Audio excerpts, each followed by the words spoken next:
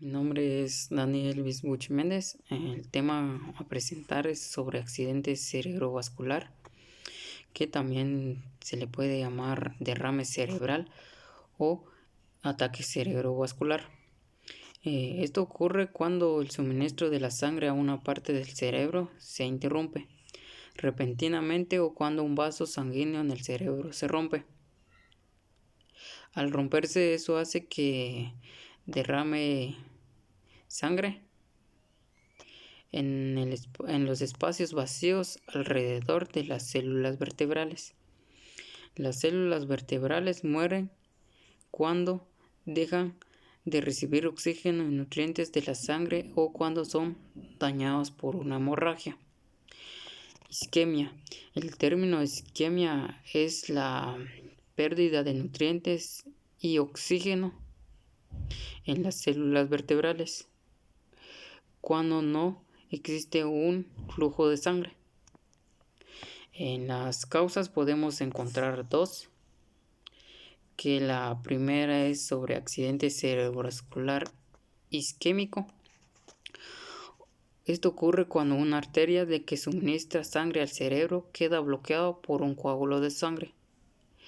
Aproximadamente el 80% sufre de este tipo de accidente cerebrovascular.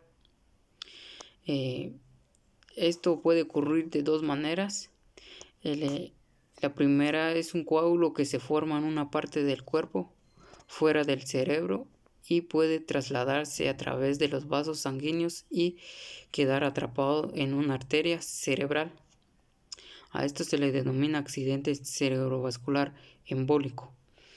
En la segunda, que es la formación de un coágulo de sangre a una de las arterias cerebrales que permanece fijo a la pared arterial hasta que aumente de tamaño, bloqueando el flujo de sangre al cerebro.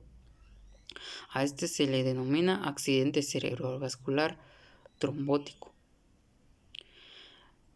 Entre las segundas causas podemos encontrar también lo que es accidente cerebrovascular hemorrágico.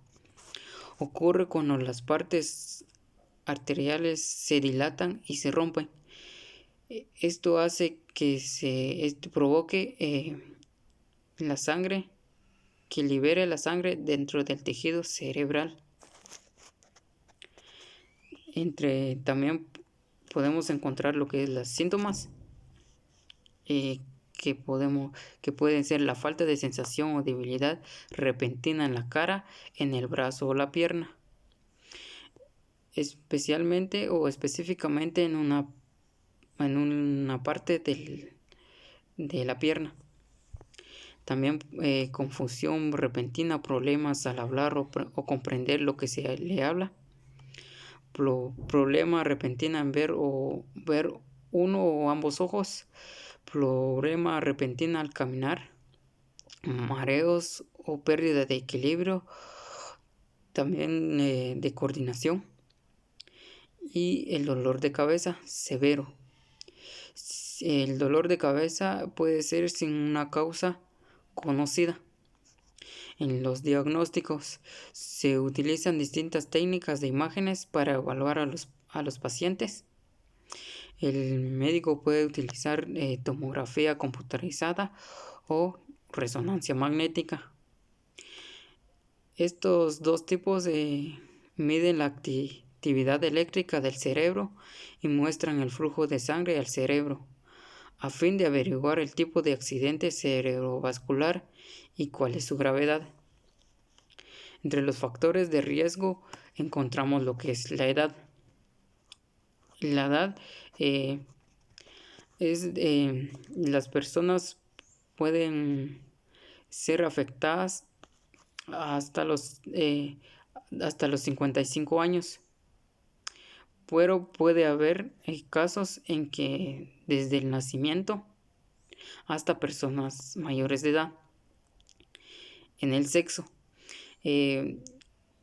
puede ser tanto hombres como mujeres, pero en los hombres Esta enfermedad aparece más en jóvenes y en mujeres aparece en personas adultas mayores de edad.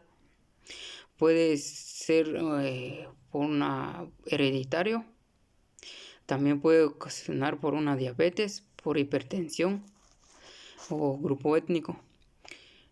En grupo étnico se da más en afroamericanos, en personas morenas que les da causado por alguna enfermedad.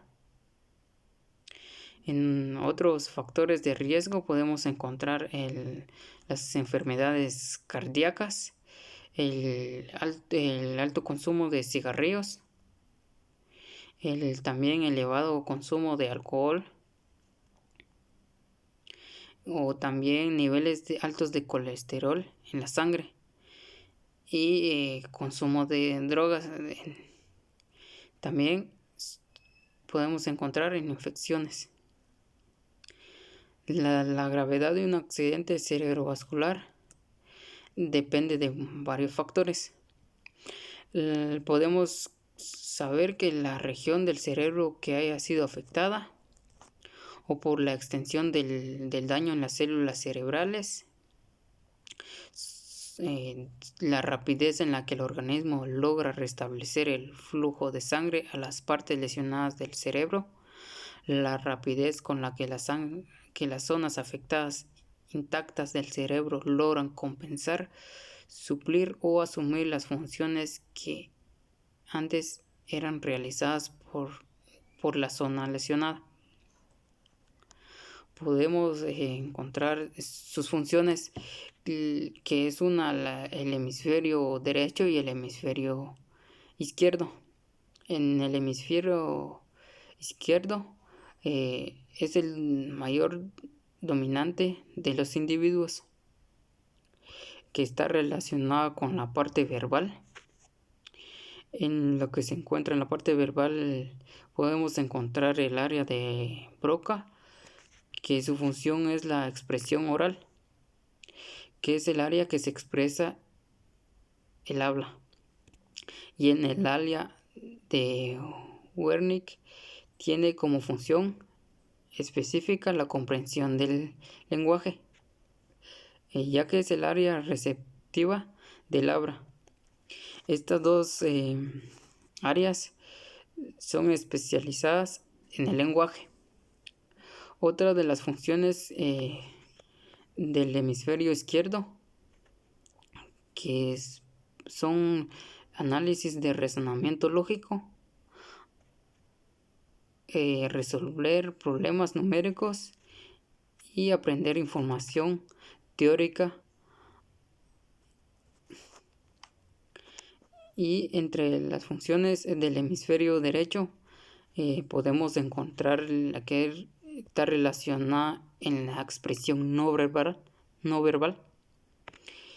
que es la que se ubica en la percepción o orientación espacial, en la conducción emocional, juicio, razonamiento y recuerdo de cara, voces y melodías. El hemisferio derecho es donde piensa y recuerda con imágenes. Estas personas son muy creativas y tienen un buen desarrollo. Gracias.